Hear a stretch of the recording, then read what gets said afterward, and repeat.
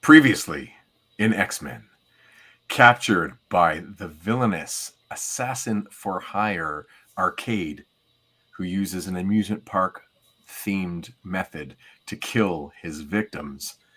The X-Men, Cyclops, Nightcrawler, Colossus, Wolverine, Storm, and Banshee are trapped within MURDERWORLD, a unknown location, subterranean somewhere in the greater New York area, we think. And they have been put through a series of death traps in a very weak effort to have them actually die by an assassin who's paid $1 million a head to kill each of them. And when he had them at his mercy, he could have just killed them. But no, he wants amusement himself. The psychosis is real for this villain. So it's very exciting for us to go ahead and read Uncanny X-Men 124 in episode 33 of our ongoing series previously in X-Men. We can also read this over in Classic X-Men number 30. It's a lot of numbers to keep track of, but none of them matter at all. It just matters that you're here right now with us. And good evening to you, Scott Chandler, who is there. But before I talk about Scott Chandler for a full 90 minutes, I am Jason Lapidus. And I am Chris Sanagan. And we are a group of 7 comics, and we are very happy to be with you here tonight. Whoever may be here, whoever might not be here, we don't know. We're just happy to hang out together. And look, Chris, it's sunshine behind you as we approach the longest day of the year on this planet. The solstice. The solstice. It's coming. Ain't no hiding from it. It's coming. Next week's episode will be the closest to the longest night of the year, being the 21st. Right. And I know someone who's not going to be here. I know. And that person is you. Person's me. But I'm upgrading. Because one Chris Sanagan for a Jason Lowe. That's a solid trade, especially in the comic book creating world. I trade you 10 Chris Sanagans for Jason Lowe? No, not good enough. No, a Methuselah rookie card. Scott says, "Don't do it. Don't talk about him for 90 minutes." I promise I won't. It was just a joke, Scott. Come on, man. What if we talk about the solstice for the 90 minutes? Oh yeah, tons of fun. So, how are you, Chris? I'm good. And I'm looking forward to hanging with you this weekend in Toronto at TCAF, the Toronto Comic Arts Festival. It's going to be a blast. It will be. I am partially looking forward to it, partially having some feelings of dread about the crowds, about not living up to the event, not living up to its hype in my mind. You know, you and I have been on this path to table at TCAF for a few number, about 5 years. We've been trying to get ourselves there, and somehow. And after the last event you and I did in Montreal, I realized, how occupied we both were at the table, and how little we got to enjoy the experience of seeing the other creators and what they do. And part of me is like, oh no, I'm not going to see anybody, and I'm going to be stuck behind that table next to Stinky Sanagan. Oof.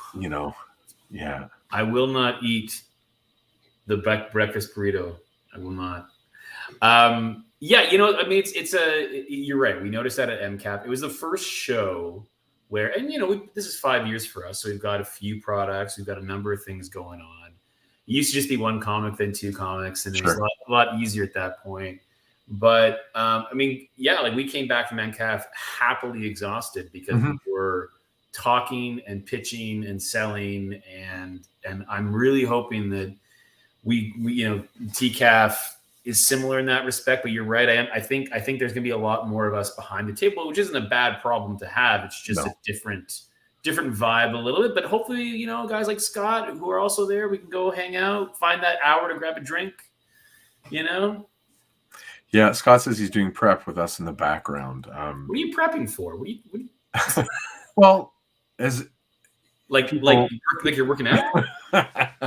He's rehearsing his pitch in the mirror. This is a book I'm Scott Chandler. No, I'm Scott Chandler. You're Scott Chandler. No, I imagine Scott is choosing what original pieces of art go in what order in a portfolio of some kind, that he's picking his drawing tools. Is he picking his hot dog toppings? Okay, that was a good one. That's good. Yeah, picking drawing implements, maybe make sure he has enough paper, and then put it in a bag of some kind, which he's going to forget the morning of, and then have nothing when he gets there. Who knows? And like how many of which issues and what books to bring. Yeah.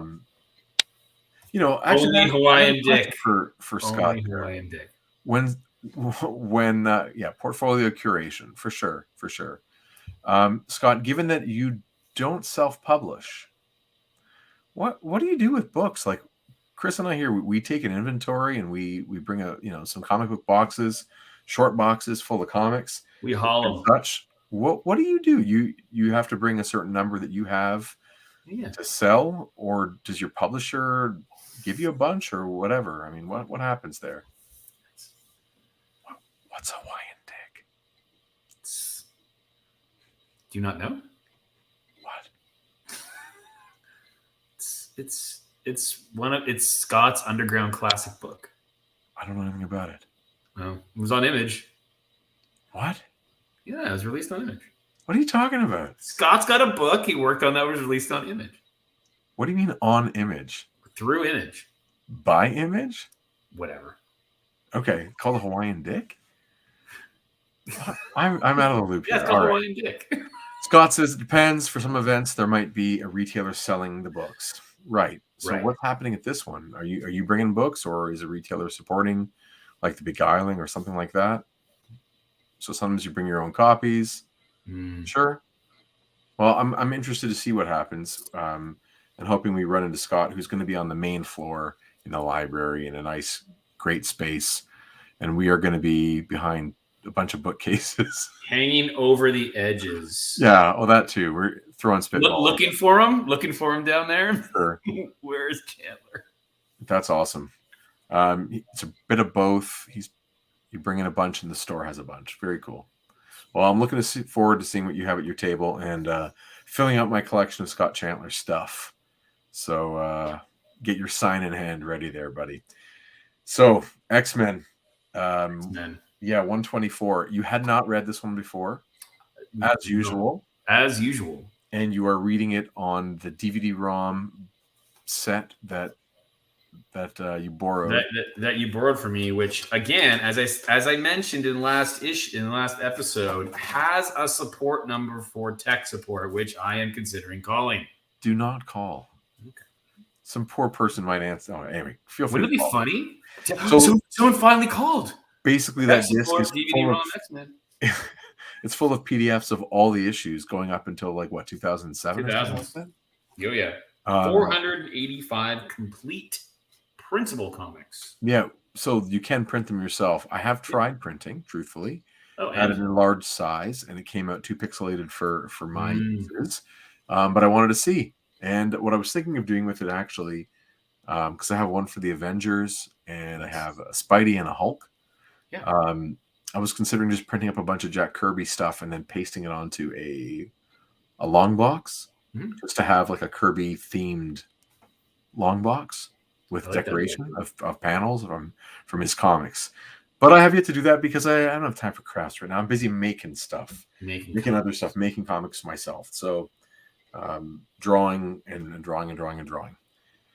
And yeah, there you go. So this issue is part 2 of the story versus, do we lose Chris? This is awesome. I love when we have tech things. So he'll come back one way or the other. He probably just bumped his computer and has to restart. This issue is part 2 of a short story, and we saw part 1 last week, if you were here, and featured the core group of X-Men. There's a hit out on them, and Arcade has captured them all. And it's one of those things where you really have to take it with a grain of salt and let go of any kind of rational thinking you might have, because Arcade is not at all. Can you hear me? We can hear you, but your camera went off. Yeah, it did. I don't know what my computer's went. Boop. That's Okay, Hold on, well, I'm gonna exit. I'm gonna try yeah, again. no Even when I problem. talk, I like the little boop, boop, boop, We boop. all do. It's fine. We'll see Okay, in a I'll come minute. back. I'll come back. Okay. So none of it makes any sense, really. Like Arcade has them all at his mercy. Hey, Trevor, how you doing, man? Hope you're well. Hope things are good in New York. Um, Arcade has them all at his mercy, but he really doesn't want to kill them. He wants to be amused by them, right? He doesn't. He doesn't actually want them dead.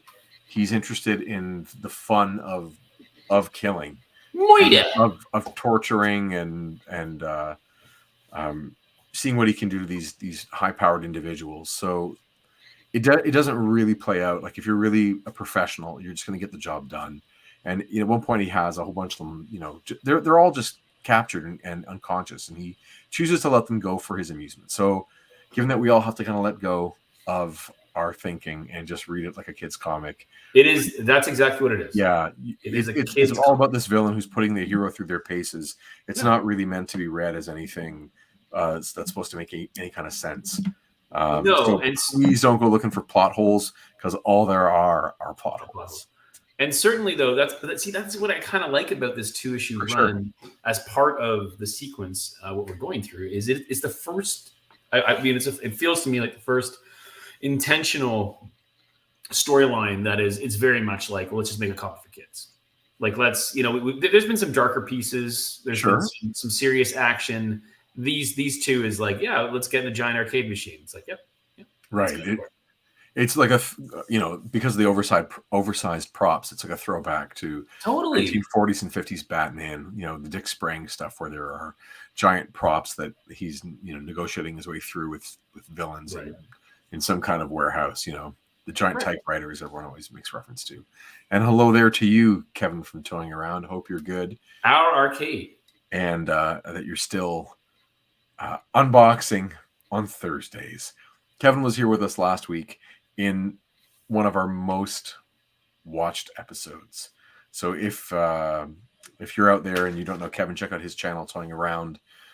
And it's tons of fun if you're into action figures or pop culture.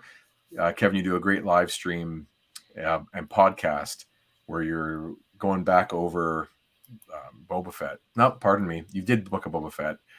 You're doing the Obi-Wan Kenobi show with your friends, Fallen Fett, Living La Vida Yoko, and Paul Sun-Hyung Lee, which is a tons of fun thing to listen to in the background too, or to watch if you're really intent on getting right up to that monitor and watching. But I do enjoy hearing you guys chat, and I find myself wanting to argue and like want to get into the chat when I have the chance when I'm watching live. So nice to have you here too, man. What do we need to, what else we need to say before we go in? Oh yeah, this classic X-Men issue that I pulled from my collection back there. We're gonna just make this in the solo layout for a second. This is the first cover in the series by Steve Lytle, who at the time was a new artist to me. I had not seen him before, and he has a very soft touch around the inks. Like things can fade in and out of black, sometimes very seamlessly, and you can see he's happy to go cartoony with certain things too, with facial expressions. The but bodies are much. What's that? The bodies. I mean, aside except for Wolverine right in the middle there, who looks fairly well proportioned. Everyone else a little more stretchy. Yeah, they're more exaggerated. A little leaner. Yeah. I was at the time really happy to see. I thought this was an upgrade from Kieran Dwyer. I still think it is today an upgrade. I find the covers to be more dynamic as the ones to come. I enjoy them very much. And I don't know how many interiors I've read from Steve Lytle. I don't know his background yet, but his signature is in the Hulk rubble. Oh, there he is. You'll see it in a gray shape. You'll see a giant L. Is he still working in comics today? I really don't know. I'll look it up and tell you more about him for next time, but you won't be here because you're bailing. I'll research Steve Lytle. Like I said, I don't really know anything about him. But I also I happen to get this issue. I don't know whether this comic was available on newsstands alone. Newsstands or in the direct market alone. This is clearly a direct market copy because it does not have the what do you call it? The barcode. Right. So you know how some comics have a Spider-Man face there and some comics have a Yes. barcode? That is the identifier between whether it's on the newsstand or it's the direct market. Gotcha. And the newsstand copies and the drugstore, the 7-Eleven, grocery store, that kind of stuff, they would have all had the barcode there. And it shows you like where people were shopping, and that way companies could track, whether they're getting more sales from one market or the other. And there were different deals where the direct market, they could return comics. Sorry, at the newsstands, they could return books, return comics to the publisher or the distributor, and the direct market could not. And it's like an interesting idiosyncrasy of the industry at the time. So this one is, like I said, a direct market. So I would have bought this at a local comic book store, probably Pandora's Box at Young and Finch. Young and Finch, I was going to say. In Did you ever go there? It sounds familiar to me, but that could just be because that's probably a popular name for a bookstore. Yeah. Someone thought they were really clever. For sure. And that was like the kind of store where I was old enough to hop on the TTC, the public transit on my own and go down at, the age of 13 to 14 to Finch Station, essentially. Finch so like Station. a good 20-minute bus ride into still a suburb, but an urban stretch of the suburbs to pick up my comics every once in a while. So this was what I liked. And as we've talked about often, clearly, in 1988, 89, Wolverine is at the forefront of Marvel Comics. And while he's wearing his brown and tan costume in the regular continuity, fans were loving seeing the tiger stripe yellow Wolverine over in Classic X-Men. There was sort of like an ongoing thing amongst kids, like we were like hoping he'd return to it. I think there was like that dialogue in comic book stores to see more of it, and I'm not surprised that eventually it went that way. Scott says he loves this cover, or he likes it. I like it too. I like how Wolverine is like so much more front and center, and so the composition allows him to be much bigger, and everything goes right to that Hulk face. Like your eye just goes right there. Yeah. Big fan. Kevin toying around says, "Thanks for the kind words. Had a great time last week. We were really happy to have you here. You're a good company, except for when you and Chris gang up on me off, when we're no longer live and talk about me to my face behind my back. I didn't like that. But to your face. Bunch of punks. Did they return comics with the cover removed, or was that mainly magazines? I remember seeing those at local convenience stores. Yes, they would tear the cover off, or they were supposed to. Especially back in like the Silver Age days, they would tear the cover off or tear off the logo. But a lot of stores would tear off the cover and send the cover back, but not destroy the book. They would keep the comic book and resell it or just sell it for a discounted price. So a lot of comics are still around today in quarter bins, 50-cent bins that you can buy without the cover. And I do have a couple. And we came across some of those. We were doing some bin diving at the Dragon here in Guelph in the last year or so. They had a huge, and we came across a few. And we were actually talking about that. We're like, what's going on here? Like, that's why that happens. It's like the newsstand proprietor is ripping off the publisher. But I mean, they were supposed to destroy the comic book, destroy it, right? Which is crazy. It is crazy. That's crazy too. So let's take a look at the real cover and get rid of this. He was one of the X-Men. Yes. Now he's the power-mad proletarian. Don't you understand, Colossus? We're your friends. I love to think about how gentle Colossus would have to be with his hand on Cyclops' jaw and have it not break. Right. Like the amount of effort he'd have to put toward not destroying that human being would be very, very significant. Yes. Kevin asks, so the publishers only wanted the cover for measurements?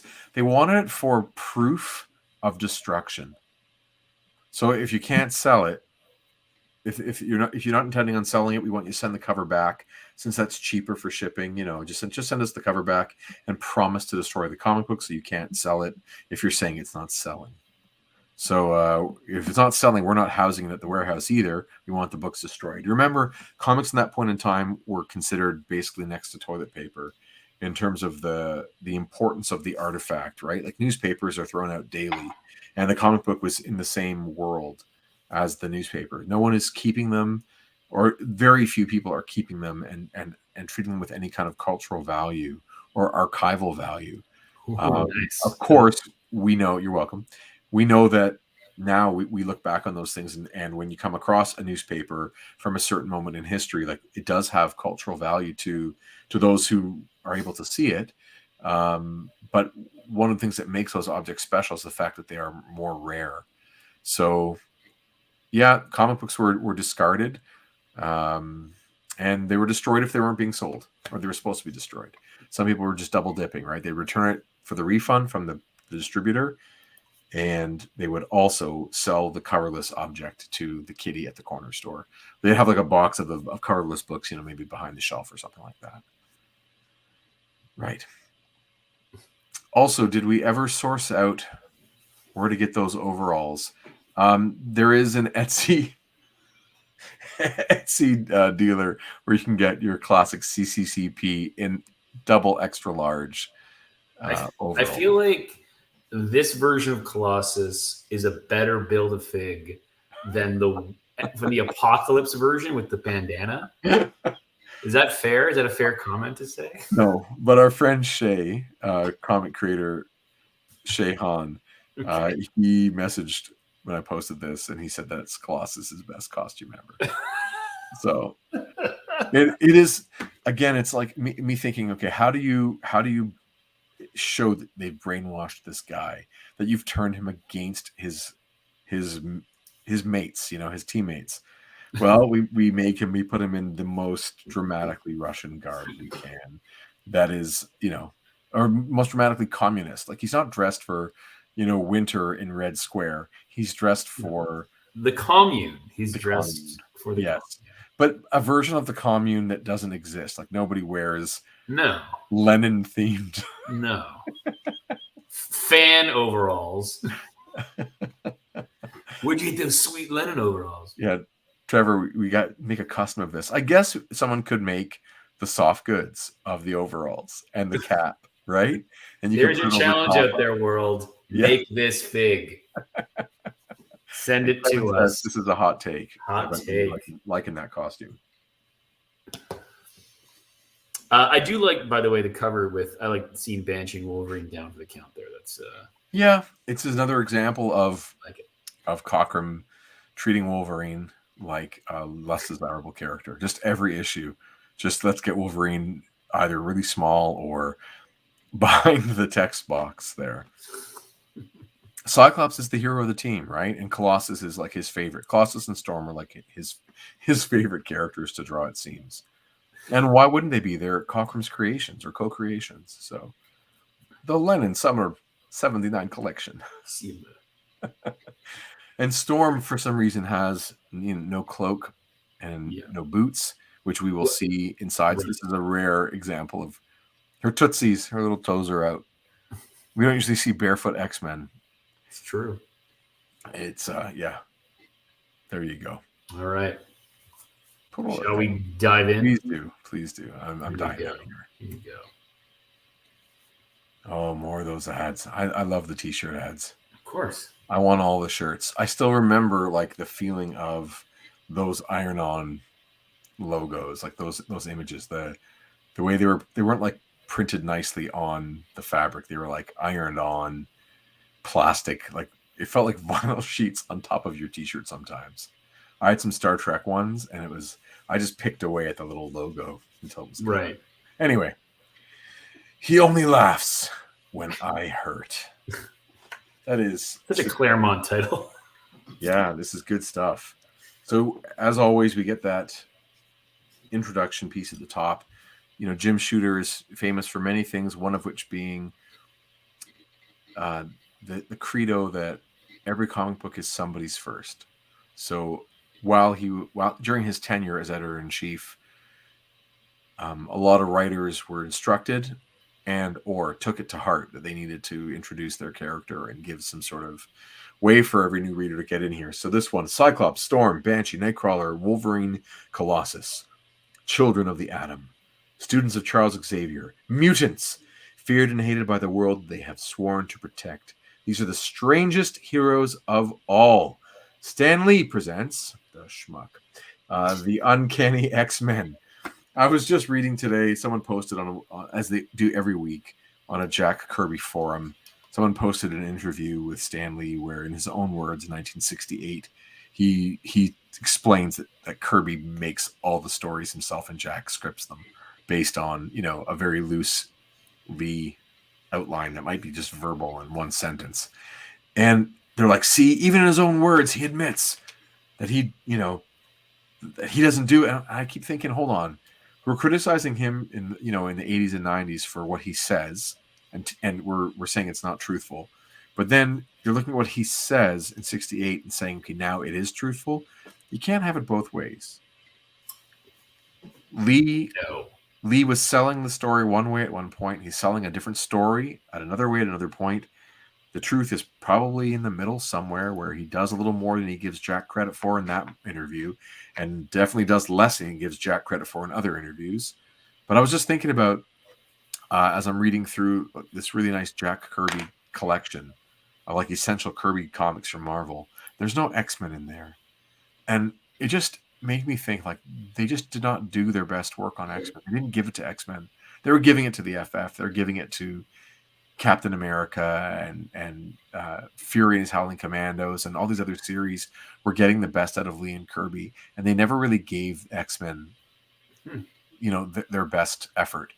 And the premise stays the same 94 issues later, and here we are now 124 issues in to the run, and it is not at all Lee and Kirby's X-Men. It is really its own animal. It is Cockrum and Len Wein and Claremont and Burns, product here. And amazing that this book kind of was a rebirth from an original property, but it never was its best under the Lee and Kirby tenure, which most people would argue with the other ones that you'll find, like the best Cap is Kirby Cap, or the best FF is the Lee Kirby, and the best Thor is the Lee Kirby, but never was the X-Men the best under Lee and Kirby. I found that interesting. Mm-hmm. So, to state the obvious, the X-Men are in a lot of trouble. Courtesy of this man, Arcade by name, assassin by trade.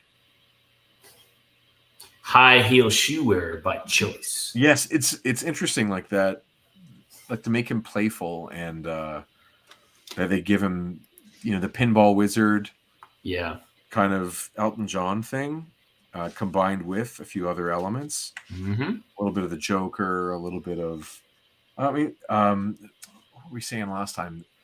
Like, Orange. Is this like the Joker but with tons of money? Kind of. Let's also just be clear in that statement there.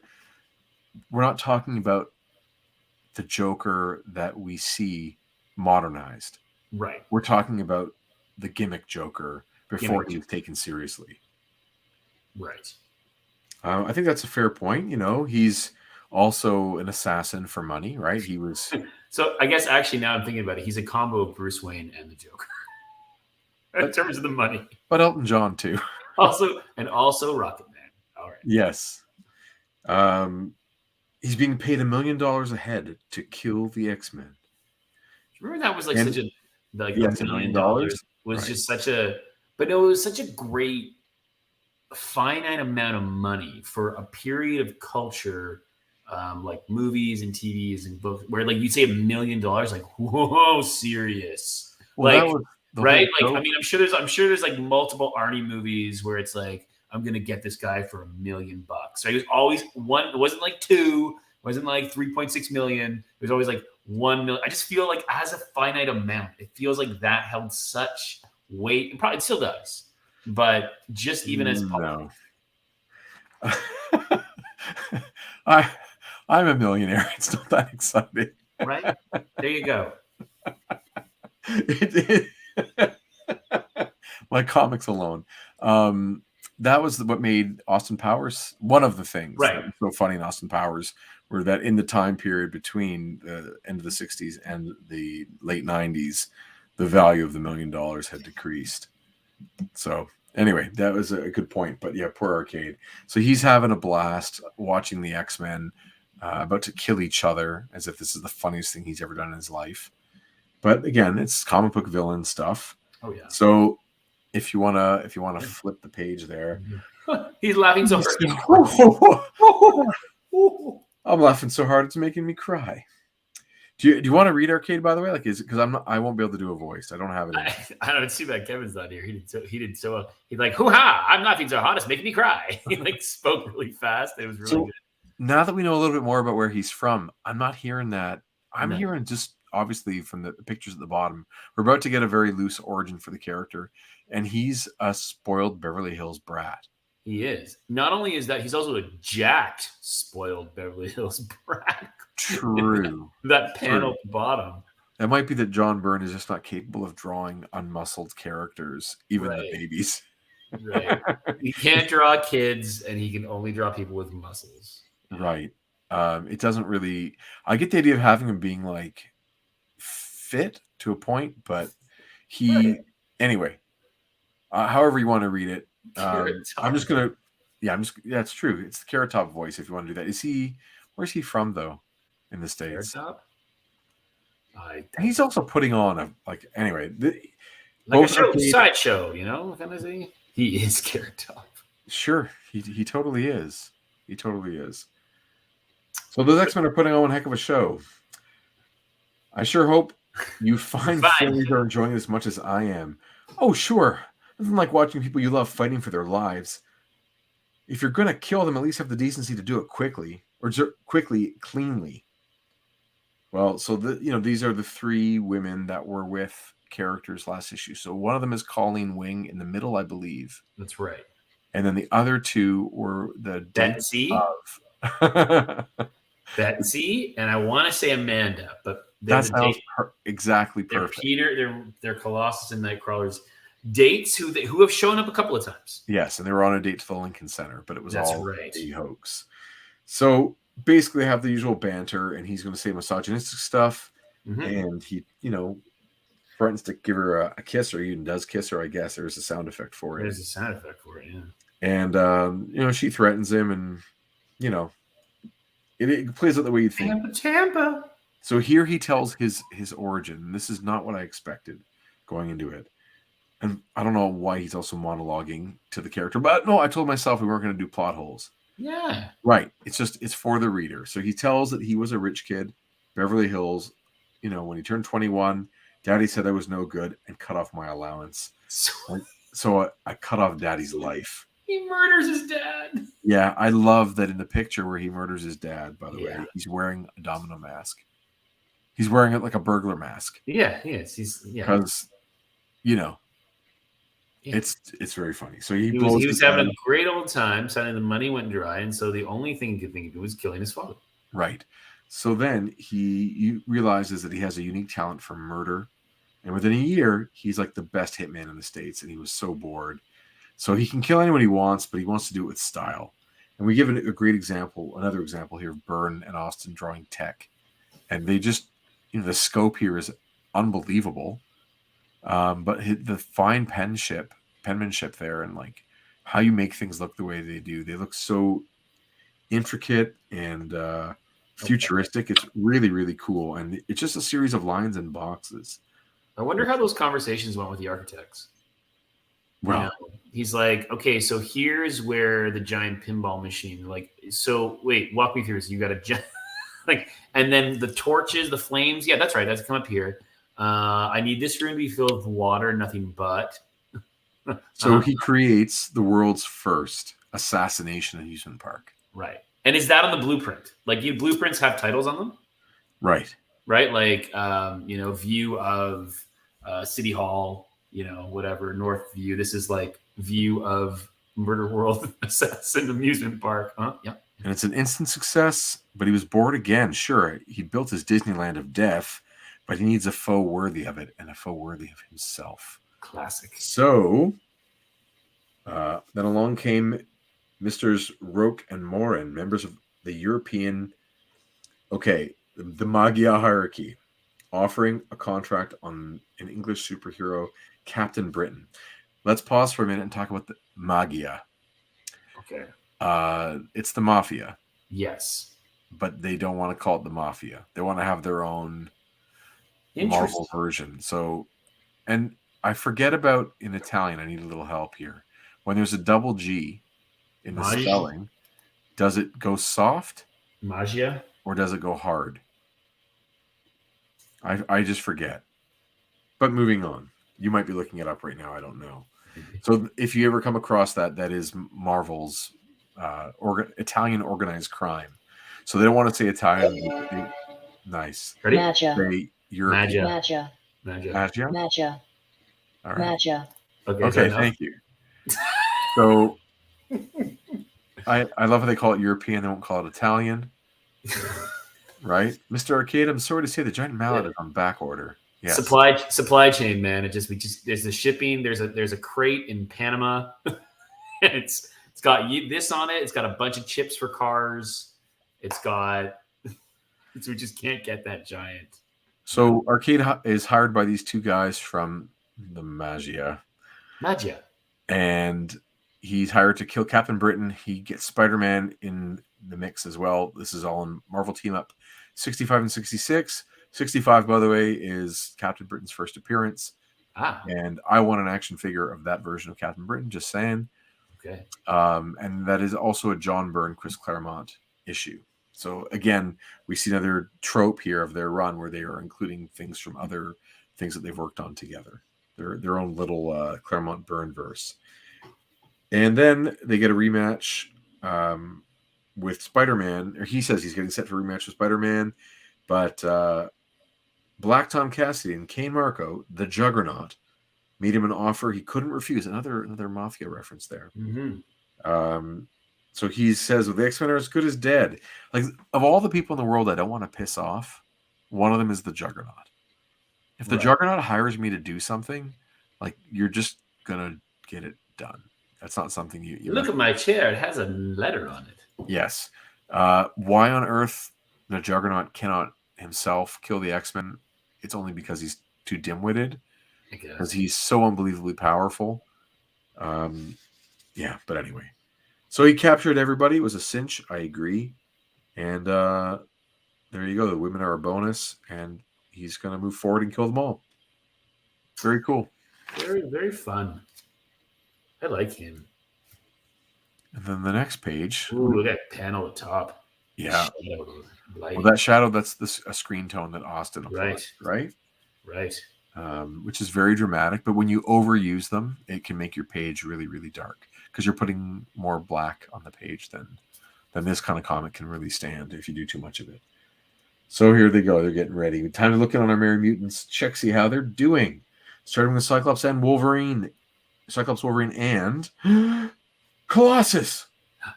What are you doing? We're your friends. I told you I'm Colossus no longer. I am the proletariat hero of the Soviet Union. You turned me against my motherland, tricked me into betraying all I ever loved or believed in, and for that, you will pay. You're crazy. You joined the X-Men same as we all did. Of your own free will. If you've betrayed anyone's trust, bub, you betrayed ours. I always wondered if I had adamantium claws would cut through your steel hide, Rusky. My goodness, a Wolverine, he's gonna gut this guy. That's a great line, by the way. And I think they've kind of alluded to that in the past where, you know, we see this organic steel, we see this adamantium, we're like, where does one begin, one stop? And they verbalize it. I've always wondered if I could catch you up. That's sick. This is one of those rare times where Byrne and Austin draw the pupil inside Wolverine's eye.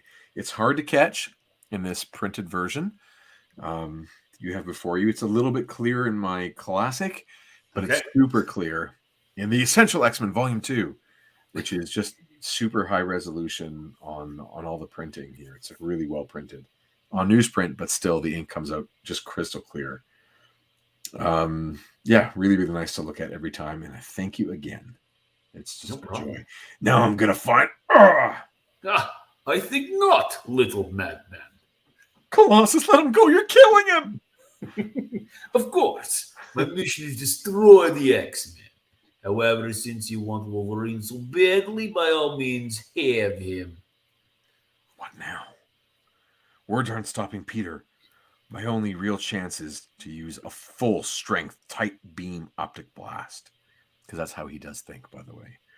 But that much concentrated power could cripple him, or worse. He's Just for the conversation here, I think I would buy into this one step more.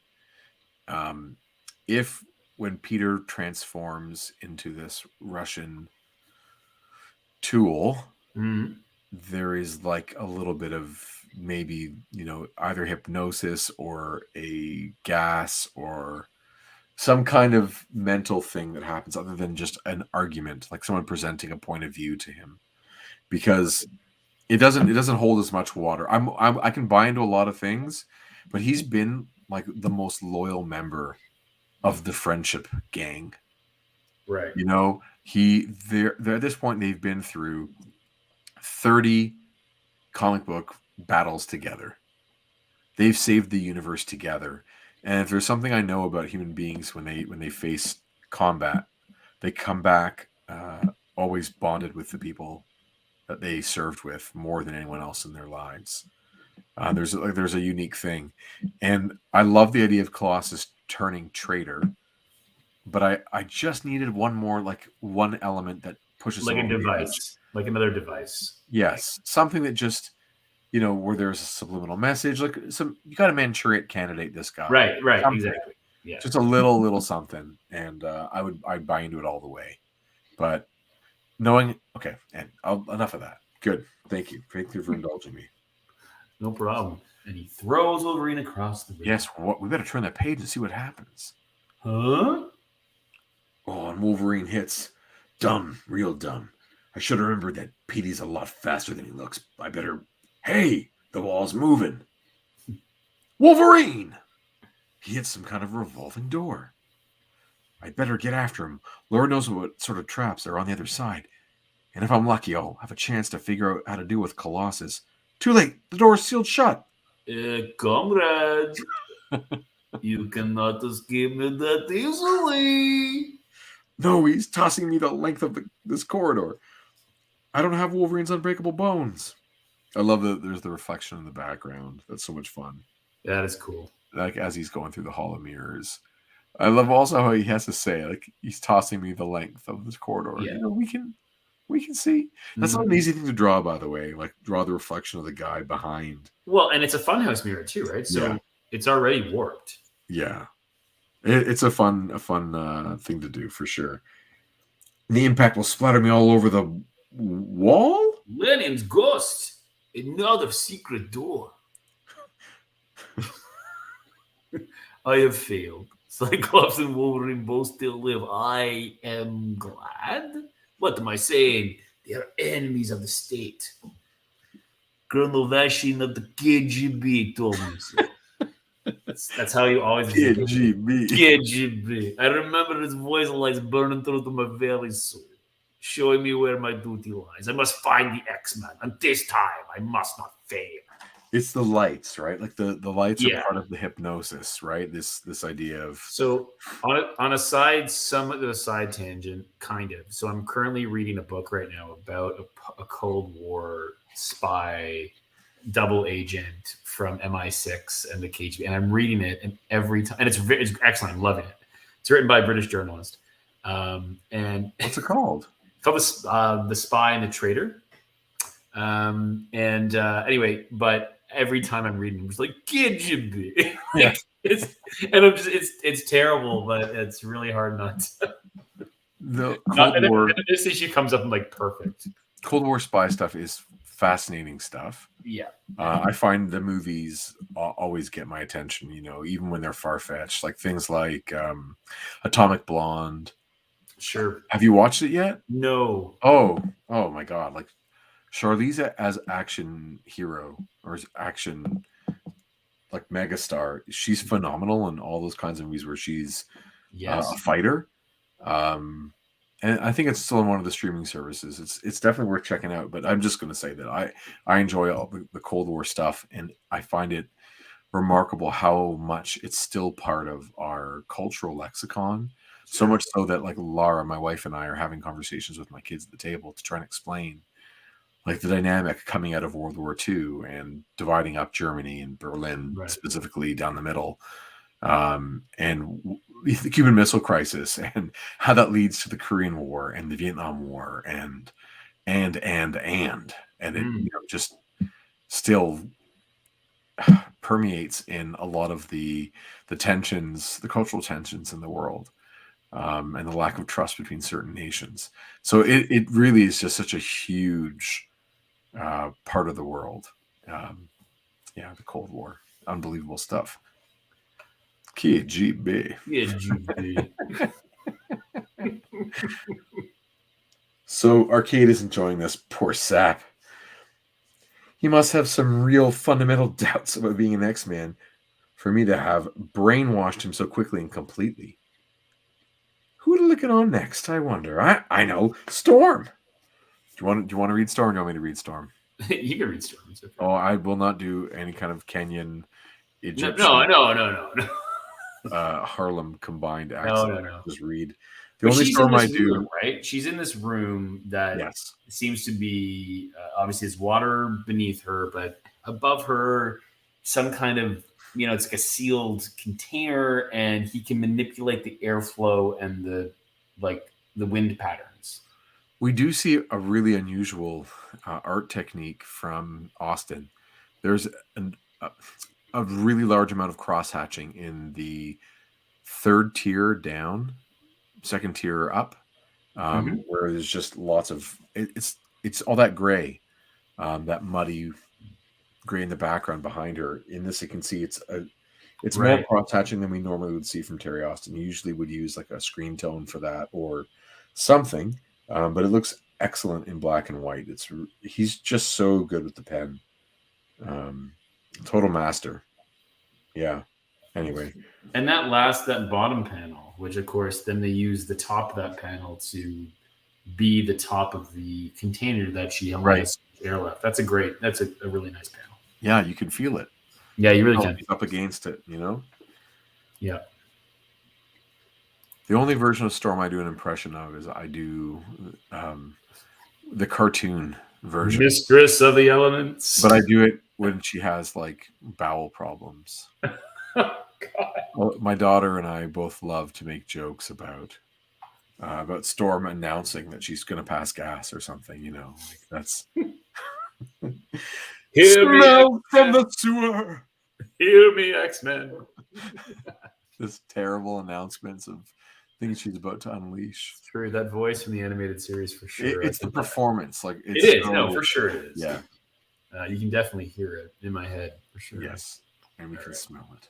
All right, flip that page, buddy.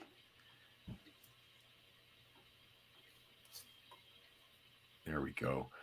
That's a super happy fun slide. It is. Or is it a fun happy slide? Pardon me. I know I shouldn't, but when am I going to be back here? I'm going like a rocket down this chute, Cyclops says. I hope there's nothing in the way when I hit bottom. And he emerges in a elliptical shaped chamber. Yep. He calls it a giant chromium goldfish bowl. And Nightcrawler is I don't know if he's unconscious, but he got hit. He got hit. Right. So he's wounded in the center of the room. Cyclops Spotsman unleashes a good optic blast to stop the bumper car with like a buzzsaw kind of thing. Mm-hmm. He calls it buzzsaw accessories. I'm like explaining what it is when he literally calls it that. I'm not looking at the word balloon. That's hilarious.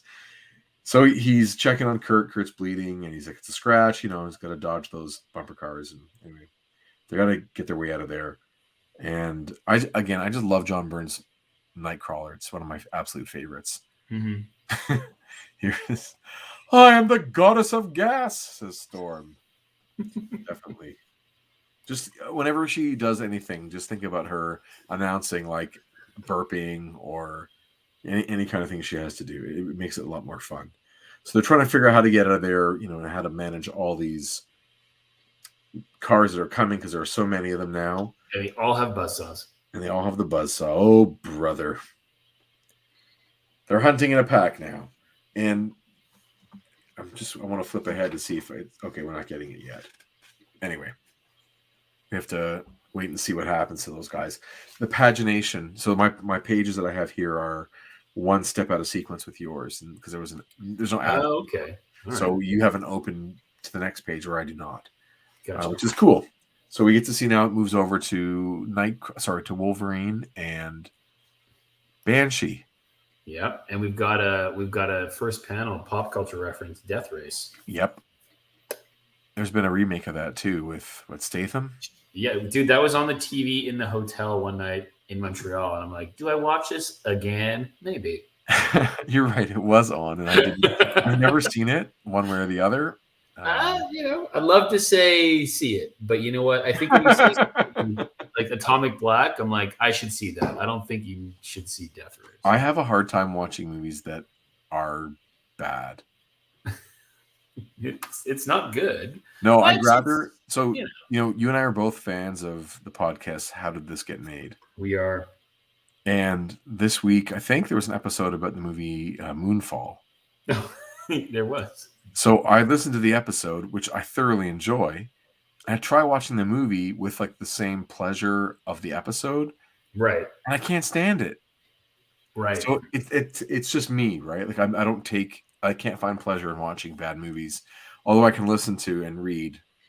I can listen to a podcast about a bad movie, and I can read a bad comic. I can listen to comedians riff on it. Sure, but I can't actually watch the bad movie. Okay. Yeah. So here we get another second pop culture reference right away. Is the Battle Star Wars 1999, which I love. I wish that movie got made. And we have ships that look very much like a combination of a Battlestar Galactica ship. Forgive me for not knowing the name of those starfighters, and an X-Wing. They look like a nice hybrid.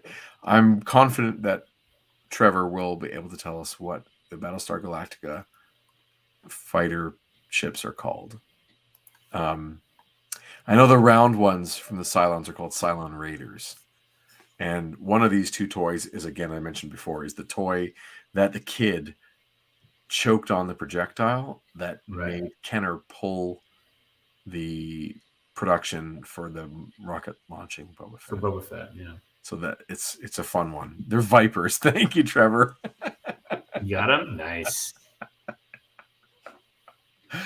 I wanted that toy as a kid. I wanted one quite badly because I thought they looked really, really cool. And when I was smaller, I could at least run around with one faster than you could with an X-Wing, which was a little bit bigger. And I was always a little precious about my X-Wing. I didn't want to run around with it too much. So anyway, these two guys are in there. Remember, Banshee's powers he's not really using them. He's still wounded from overuse of his abilities with Moses Magnum in Japan from about 3-4 issues ago. So Wolverine's there. Everyone's really confused, trying to figure out what's going on. In some sort of moon base, weird hologram, real lasers. The two guys are trying to avoid getting hurt, but Wolverine's senses take over, and he's like, yeah, dude, I don't just see with my eyes alone. I use all my senses, stupid. And holograms don't carry a scent. Yeah, I thought there was a wall here. So Wolverine's cutting up the wall. I like that a lot. I like where he's just like, yeah, there's a wall here. I love it. It's great. I love the idea that, you can, with sound, right? You can kind of tell when you're getting closer to walls because it bounces off, but also like the air pressure changes, and there's all sorts of good things. If your senses as heightened as Wolverine's, you're going to be able to tell, which is awesome. Colonial Vipers, love that toy. Some kid choked on one of the projectiles, though, and then they glued them in. Oh, that sucks, brother. I feel like we've seen that Wolverine tearing a thing before. When we were in space with the Mcron crystal. I feel like Mcron? Yeah. And as he tears it open, look what's there. Ready? He tears open the wall. They enter in. Whoa! Whoa! Go back! Who You want cares to check about it out? Sonic? There you go, buddy. I want to see Micronauts. alien creatures with brains that glow in the dark. And Look at those buzz hands. Micronauts. Oh my god. That is so cool. So cool.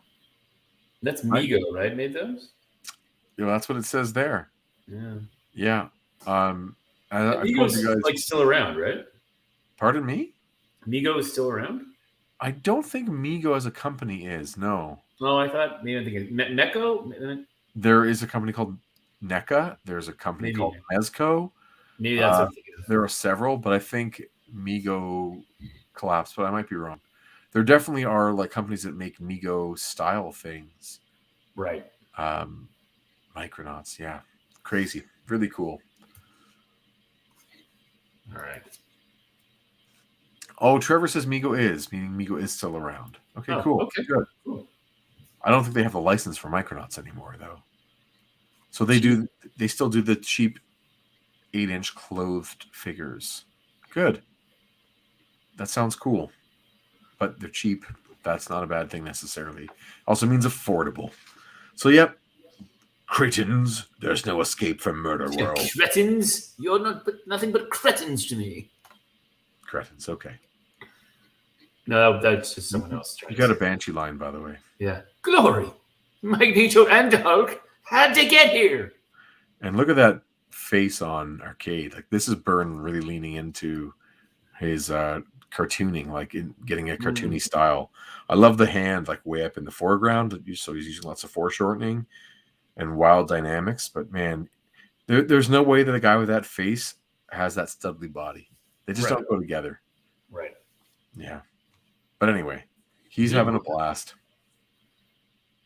Meanwhile, an attempt to get Storm even more naked. Yep. Just ongoing. She mustn't panic. She's trying to figure out her training, stay alive, stay in control. She's got a dumper cape and boots, can't afford to have their drag slow her down. Sure. Okay. The cape, I understand. But they're also unstable molecules. So maybe it could turn into, I don't know. Anyway. So she slows her breathing down like a pearl diver to saturate my lungs, my body with oxygen before taking my final breath. Did you know, by the way, Chris, that there are communities on the planet where human beings can hold their breath for like over 10 minutes? Really? No. Because they do so much diving for resources among coral reefs and such. They have a greater lung capacity as a smaller community. Like the gene pool is a little more exclusive. I get not exclusive. Insular. Okay. So yeah, they've Anyway, I don't remember where I learned about that. I didn't learn enough to remember any facts like names or places. Was it like you went to Wikipedia and it's like the article of the day? Like, it was. I think it was talking just. Might have been a documentary series on Disney Plus, and talking about specific adaptations amongst humans that are not often discussed, where certain pockets of the population have attributes that just because they get used and valued differently, they become extenuating within those. That's not the right word for it, but you understand. Mm-hmm. I'm going to trail off as it's 10 o'clock at night and I'm getting sleepy, so I don't want to try and say power through here. Sound like an idiot. Anyway, so she's looking for a way out of this. She finds I guess it's a vent or like a pipe leading in, and she has to find a way to get out of this. So we'll see what happens. She uses lightning. She does. So maybe it's a continuous bolt in the water, I guess. Right. Okay. Either way, she's using lightning underwater, and we're going to go with it. But the coolest part about this page by far is Cyclops. So, at least to me, it is. Oh, this is awesome. This is like a great. Go. What were you going to say? Well, this is again fits into the kids' comic vibe of this. This is great. So he aims and fires with barely a conscious thought, trusting to a unique inborn talent for spatial geometry, honed by months, only months, by the way, of practice in the danger room that makes him aware of the positioning of every car in the room and tells him exactly what firing angle will enable him to destroy them all with a single optic blast. Awesome. Boom. Boom. That's phenomenal. That's super cool. We don't get enough of that out of Cyclops often enough. Do you think his... So we know what his mutant ability is. Do you think he has a secondary mutant ability for interior... What did he say? Spatial geometry. Spatial geometry. So I will tell you, as a person with a good spatial, above average spatial geometry. Like we're talking mutant level here. Oh, okay, fine. But that's cool. I was teasing. Yeah, I think it's actually a cool part of his power that he would have that element to it. And I wish they used it more often. Right. Just to talk fun, whoever did the lettering, which I've forgotten who it was, obviously had some fun with this moment. Because, Zorp. Right. Every sound effect is a different Z word. So you get Zrap, Zap, Zoop. Zorp, Zarp, Zack, Zram, Zoop, and Scow. That's having fun. I like having fun with that thing too. So that's super fun. I can relate. And he just shoots at the wall. Why not? And then that's cars, by the way. And then boom, it's right through the wall. Yep. Always weird when there's all these like elements that are part of the wall. When they tear it, it's just tinfoil. Mm-hmm. Yes, Cyclops could have been a great pool hustler. For sure. So they burst through the wall. Everyone's on the move. Nightcrawler's heading off in the shadows. We get that cool effect where he's like disappearing into the shadow again. And I've also forgotten what's this dude's name. Does it say here? We know there's him. What do we call him? I don't know, Gary. I don't remember what his name was. He's just some guy, but he did have a name. Gary. So they're reporting that there's trouble. Yeah. And, first bit of concern on an arcade's face. Miss Locke has taken care of the girls, whatever that means. And Cyclops is running through some pipes, trying to figure out what's going on.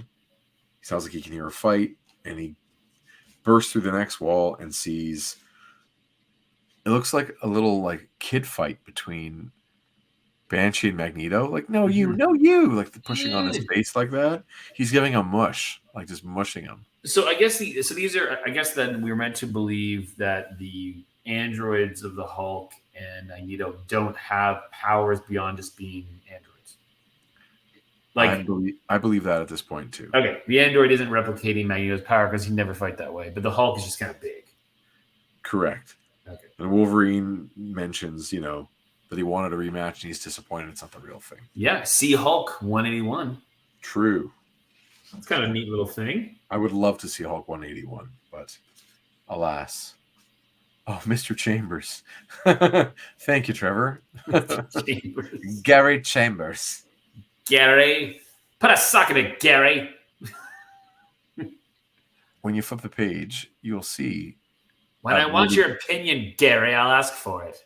Another great drawing of Tech from Misters Byrne and Austin. Yes. And Nightcrawler. Oh, cool ad. That one looks funny. I wonder who drew that. The ad there, the Marvel ad. It doesn't look like anyone that I recognize right away, unless it's someone we all know, but they're younger and they're not as good yet. That's really interesting looking. Nightcrawler is in that like invisible state where when he's in the dark, light passes through him for some reason, but it looks really cool. That's a great effect. To me, my ex-pals, says Jason Lowe. Hi, Jason. How are you? Hey, Jason. I love, though, there's so much on this page that I love. Just absolutely, Trevor. Top panel is amazing. I It love really is. And then right away he boos on Arcade, and he's like, "Whoa, Jiminy Jillikers!" Like it's great. And then it's followed up with this like GI Joe Miss Lock action pose. Sure, the Baroness. That's great. Yeah, and Nightcrawler deals with her just like Nightcrawler takes her out, and then he blows the controls up, and then he gets gassed. I was like, this is a great. This one page is a great sequence, a great page. I love that Nightcrawler also he takes pleasure in using his powers, right? And the way that it's colored and the way that Bert and Austin draw the Banff smoke, you feel it like it's warm smoke, and you can. They always tell you that it smells like brimstone, but a hint of brimstone, just otherwise known as Cheektowaga, New York. And then, he uses that gun and he blasts the controls. Chambers, the gas. Off panel, yes, sir. Was ist? Another man in my haste, I missed him. And, they shoot gas out of the floor. Meanwhile, Cyclops and Nightcrawler and Sean Cassidy, the Banshee, are dealing with the Magneto robot, which he just blasts, and Wolverine's just taking the head off of the Hulk. Look at that in the back, eh? Yeah. Sean, you okay? For better or worse, I'll live. What gives? I've never heard Sean sound so dispirited. Psych, listen. Do you hear something? Yeah, and it's coming this way. Look out! Yep, and they wash through and they find there is Storm, unconscious. She's I guess come down this. She sent water down a tunnel of some kind of pipe or whatever and flooded the space to get herself out. Yeah. Cyclops realizes that she's not breathing. She's barely conscious or unconscious, barely breathing. If I don't act fast, she'll die. So he performs mouth to mouth. I'm assuming he performs full CPR, but they don't have time to show all of it. Right. So they just show the good part. And then for a long time, too long, Cyclops fears nothing happens. And then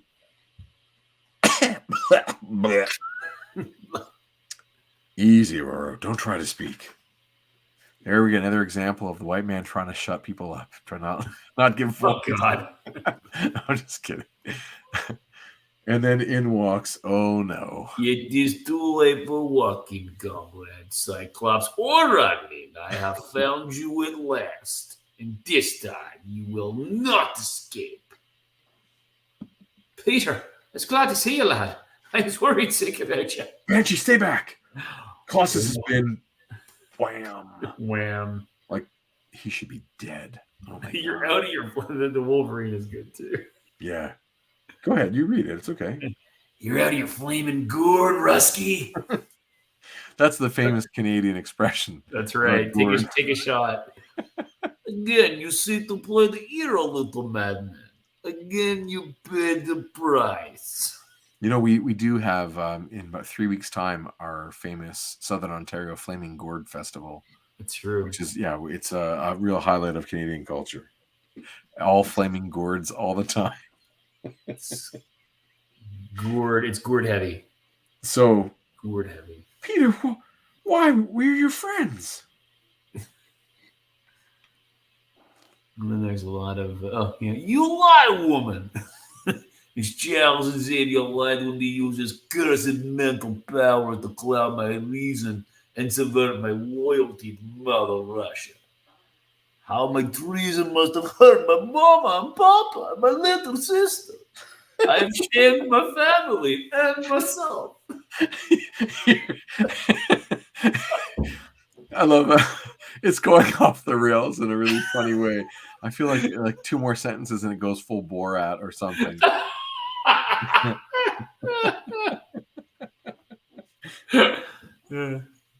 Somehow, Arcade's brainwashed Peter. I wish we knew how, but they didn't really explain in the comic. It had something to do with lights, maybe, but We would have loved a little bit more explanation. Next time, maybe. We have to talk him out of while we have a chance. Gotta be careful, though. He's choking us slowly. A flick of his wrist could snap our necks. Colossus, remember who you are. This is MURDERWORLD. MURDERWORLD. Everything you've been told comes from Arcade. Peter, listen to me. Uh-oh. When I was a little girl, I grew up alone, no family, no real friends. That all changed when I joined the X-Men. It changed for all of us, Peter. The X-Men is more than a school for mutants. It's also a school for just some really ugly people, too. Deep down, you must know that. We're almost like a family, I guess. I find the writing really, really funny. Like, we're almost like a family, I guess. Scott is right. Peter, you are all my family. We could never lie to you or betray you, Peter. We love you. Don't you see, Peter? You're like the brother I never had. Me? Like a brother? Yes. Yes, it's true. Oh, my friends, my dear friends, can you ever forgive me? No, we can't. It's Soviet Russia. Arcade miss you. And so right away, Arcade sees that he's not winning. So he pushes that button. Can't win them all. Yeah. And then it says here, oh yeah, it's Colossus line. You want to go? If you have any more left in you, go ahead. It was so easy to believe. Arcade's robot portrayed a real KGB colonel, a national hero like Cosmonaut Gagarin for your Nicholas Fury, and his accusations echoed my own real doubts about being an X-Men. Doubts? Yeah, that's the great line there. Whoa. What doubts? Wait, what? Hey, watch it. The floor. And right away, things go weird, and a gust of water pushes the new Teflon ball up through a series of zigzaggedy tubes. Yep. For some reason. And they come out. Built to specification. We've already talked about this. The contractors. Yep. True. And they come out the Tunnel of Love exit, also known as the butthole. It seems like an eternity. They're bruised and battered. The cramped capsule and eases to a gentle stop. And it's dawn in a long abandoned amusement park or amusement center in the Bronx. And they burst out. And Colossus says, Am I dreaming? We're on surface in some sort of amusement park. Here, Aurora, let me help you. and you have to change lines. You have to go again, but change characters. Oh, yeah, that's right. Scotty, behind you, man. Fireworks? Yeah, dude. Yes. I used to work with a woman who was Romanian who grew up behind the Iron Curtain in Soviet Romania, Soviet occupied Romania. Sure. And Chesku's Romania. I had an ongoing thing with a joke with her that when Soviet Union exists, like amusement as a concept was outlawed. Like there was no amusement in USSR, no amusement. So I'd like to think that Colossus doesn't even know that word. So they see the girls are coming down with parachutes. The girls and Nightcrawler. Colleen, Betsy, and Amanda, and Nightcrawler. And Nightcrawler. Who is probably feeling a little bit emasculated in this process. Wrapped up like Christmas packages. Nightcrawler? I'm fine, Cyclops. Just confused. Psych, look, there's a note pinned to his back. That'll make him feel like a little kid. Like, it's terrible. Yeah. That's right. Charles Nelson Riley. And it says, round 1 of 2, X-Men. Until next time. The fight's over. But look, Wolverine says, not for me, it ain't. In classic last page of X-Men comic Wolverine fashion. Yep. He ruined my gourd festival. I'll never forgive him. He owes me for all the lumps I've taken tonight, and I aim to collect. Wolverine, think. Don't talk.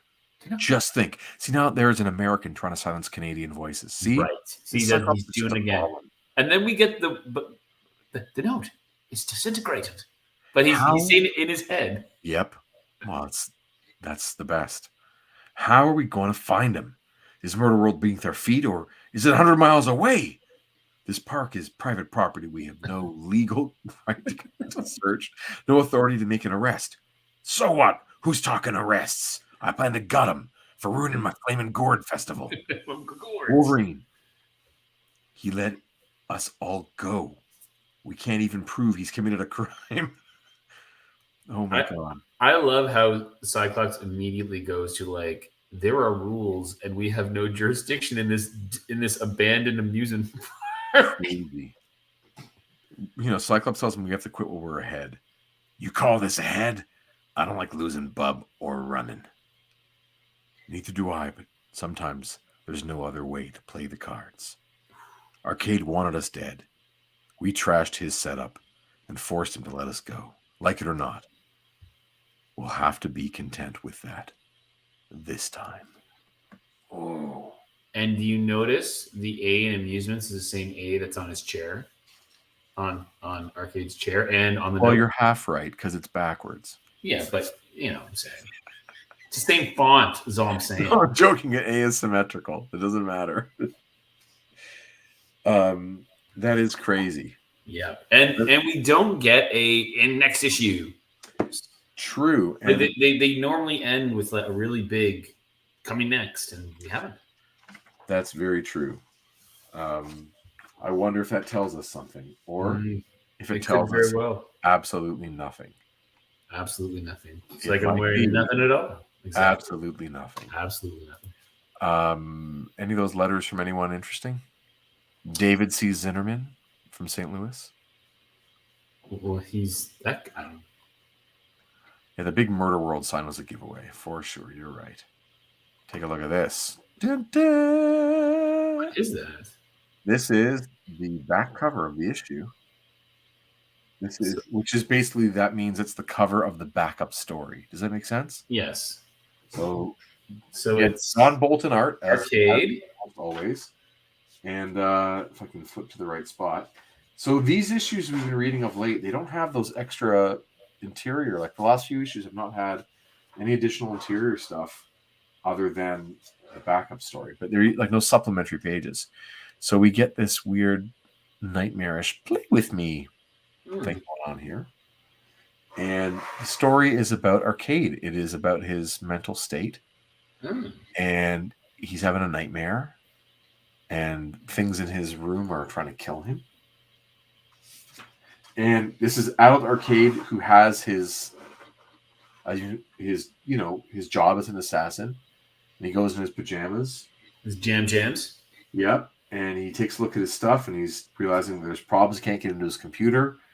And so he has to kind of go through the space to figure something else out. And his Arcade is kind of going up against him. His Murder World's up against him.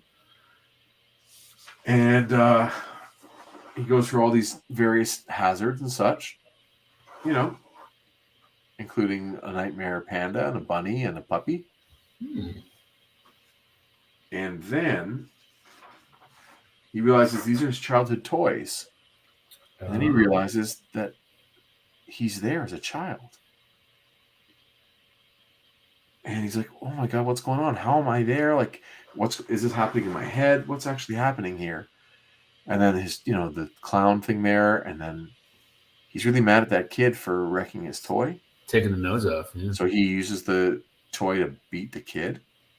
Yeah. You ungrateful brat, you rotten kid, which is like a sign probably that he was beaten too. And then the guy's like, the kid's no more. And then the father shows up. Right. Because he realizes he was a rotten child, but he is the rotten child. His dad's about to kill him. About to kill the little kid. Right? He's going to use that airplane to kill the kid. And Arcade, the adult, takes a train and smashes the back of the head of his dad. Who's an android. Who is a robot. Yes, android. And then he hugs the kid and realizes that when he squeezes the kid hard, the kid's leg falls off, that he's an android. And then he finds out, like, who did this? Like, I broke into the computer. Who's the one who programmed this whole thing, this scenario to hurt me? And he realizes that he did it to himself. Wow. He programmed the whole thing in his sleep to Okay. torture himself in some way. Huh. Yeah. Wow.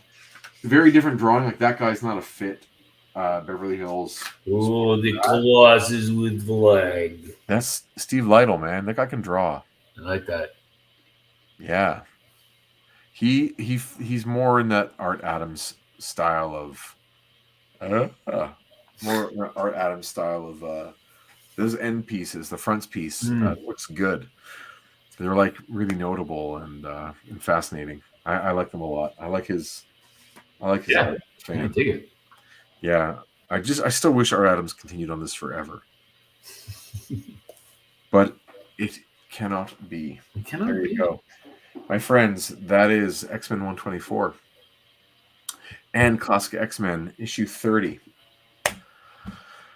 Episode 33 of Previously in X-Men. Next week in episode 34, we'll be tackling...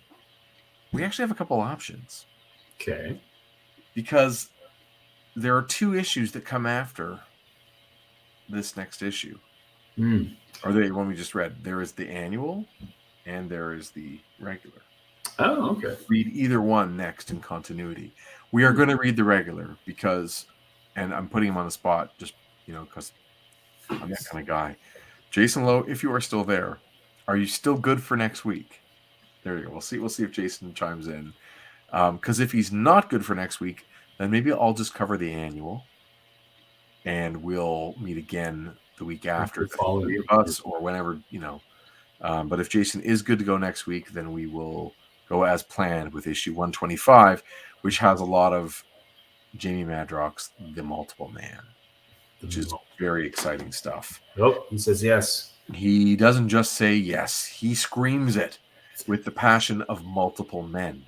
Hey, chorus of Jason Lowe's. Can we gush about Jason Lowe for a minute? Did you see the drawings that Jason did on those X-Corp issues where he added more multiple men to the top of those? Oh, yeah. That's awesome. I saw the Jason, you posted, I think, 4 covers you showed. They looked fantastic. They look really, really cool.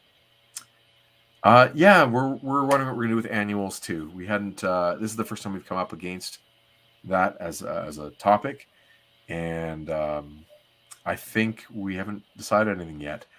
Yes. Agreed, Jason. Whatever you're saying yes to, we agree with you. Those covers look fantastic, and they're really, really cool. 6 of them up for grabs at TCAF. I want one too. You should grab one. We'll talk. I'm gonna try and get one. Chris, do you want one too? I have an X-Course Jason Lowe signed. Don't know if I have one with I might have one with a doodle on it. I can't remember. I want one with the. It's upstairs. Yeah, well, mine's not signed, but I want one with the drawing. Anyway, we'll talk. Jason, we'll talk. We have options when it comes to those annuals. I was also thinking you and I need to bank some episodes because we can do a live stream and not post it. Yes, we can. And we can just get through an issue and have some things on the side that when we have a night that we can choose, when one of us isn't available or both of us aren't available, we can still have the episode air and just not have any chat, which is really, really sad. There you go. Looks just like me. That's good. In the emojis there. So I was thinking we should, when the time comes, have the Wolverine limited series. Yeah, let's do that. We should do that in one episode, maybe. There's also later on the Wolverine and Kitty Pryde limited series, 6-parter, which isn't as famous, or I would argue isn't as good, but it's still like in the realm of conversation, plus annuals, plus the graphic novel. Do you know the famous what's it called? God Saves Man Kills, whatever it's called. I've got a copy of that as well. So there are a few extraneous things we probably could cover, and we'll find a way to do that. But the annual is impending, so maybe we'll talk. Okay, figure it out.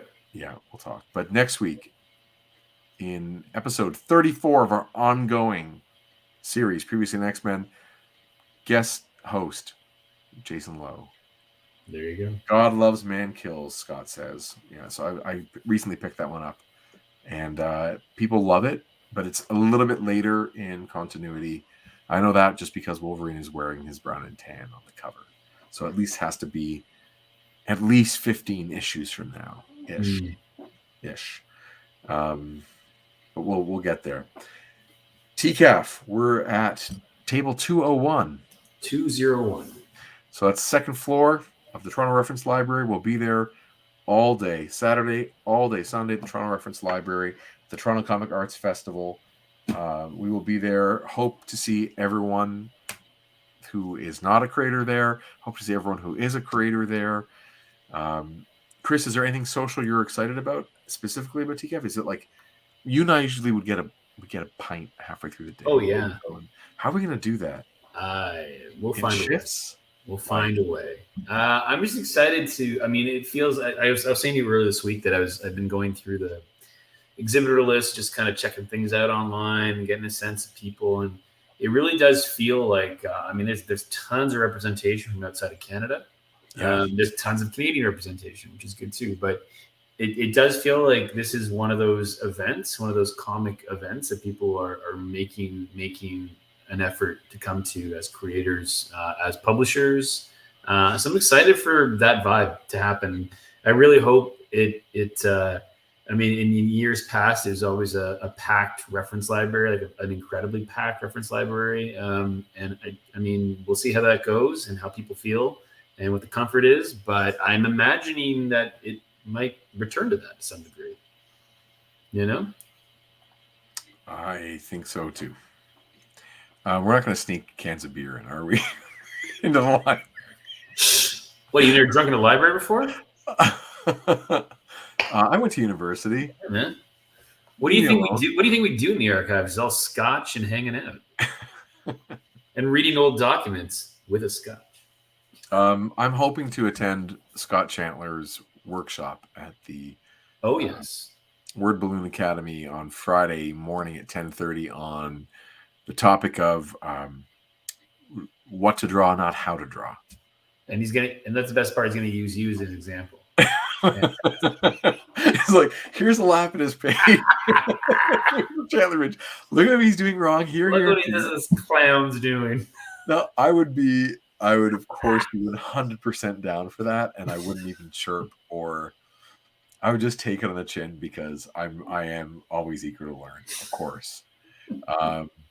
So Scott, that's from 10:30 till noon, and then so I'm hoping to attend that, and I do my best not to distract you or like I won't heckle or anything. I'm legitimately there to learn, so I'm hoping to do that. But I have to admit I am unsure as to the mechanism by which I get into that event. I have registered for the day, it seems, and then I don't know how you get into one room versus another. Maybe it's a first come first serve or whatever. So we'll see how that goes. But I do not have any other commitments as of yet for the rest of the day on Friday, which means if you're up for getting lunch or a pint after you're finished shaking hands or fist bumping and schmoozing everybody you talk to, because they will be impressed by the content you deliver, I'll be around as well. Or drawing that new Broken Social Scene book. Right. So all those kinds of things. Yeah, I'll be around Friday afternoon as well. I'm hoping there's more content that I want to, like more workshops, lunch and a pint. Yeah, like I'm down. I'm 100%. That's like the reason I'm actually going. Lots of room for everybody. Yeah, I hope. I'm assuming that the way they're doing it, I don't even know. I'm not sure how it's working. I'm just hoping I can get in. That's all. So that, should be a lot of fun. And usually you and I would go hit a Marvel movie on a Saturday night. No, there isn't. So this is what we realized in Montreal is that we are older than we were when we started. And now that we have busy days at the table, we're like, I think we just need to have a beer and go to the back and relax. That might be the case. It also might be that we're just in such great moods Absolutely. There's in that too. Montreal though, I was drawing a lot, You were drawing on. and I don't think I'm gonna be doing I don't think anyone's gonna ask me to do a full. Right. I'll still do. I started finally doing like drawings inside of comics, like the little doodles. Yeah. So I've been. I'm keen to do a little bit more of that if possible. But I don't think anyone's going to ask me to draw bigger stuff. So, and I'm not going to try and do like a million free ones like I did in Montreal for all the kids walking by. It was too much. It was a pleasure, but yeah, I don't know. It was a lot. It was fun. It was fun. So I'm going to try to not be as tired. And we also don't have to lug a wagon up a kilometer plateau, up a hill. It should be easier. So anyway, we're rambling on here. This weekend's going to be a blast. Next time I see you will be on Saturday morning at the reference library. Bright and early, buddy. Find each other there. But the rest of you out there in internet land, we hope you're great. We hope you're staying safe and everyone's doing well in your lives. And you're reading comics and having fun and going to read some more X-Men. And if you have other suggestions for things that we kind of need to read that are outside of the ongoing series, like I mentioned, the Wolverine limited series and God Loves Man Kills and the annuals, if there's something I'm forgetting, that's like immediate, like coming in the time of the Dark Phoenix saga, not after, because we'll get there eventually. Sooner than we think, actually. But let me know if I've forgotten something, like an issue of Marvel Team Up that maybe matters or doesn't matter. Anyway, anything you want to say before we go? I just want to say thanks to new subscriber Scott Paquette, who just subscribed to the channel. So we're up to 80. It's incredible. 80. And as I mentioned before, we really would love to get up to 100 because then we can just modify. We can have our custom YouTube other stuff address. So spread the word, which you already do out there. Thank you very much. 100 is like our first plateau. And then, of course, 1,000 is when we can monetize, which would be cool. Then we can make T-shirts and I don't know. I have no idea what we can do. Overalls. We're making overalls. Right? Yes. You can get those overalls at our Etsy shop. Overalls. Yes. Proletariat. Tons of fun. All right. Everyone, have a great night. Thanks for hanging with us. Friends, see you in a few days at TCAF if we can. So hoping to see you all soon. Take care.